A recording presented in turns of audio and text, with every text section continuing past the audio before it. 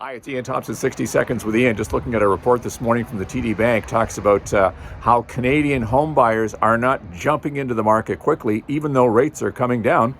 They're saying the rates that they currently are have not been that high since 15 years ago, so they're still higher.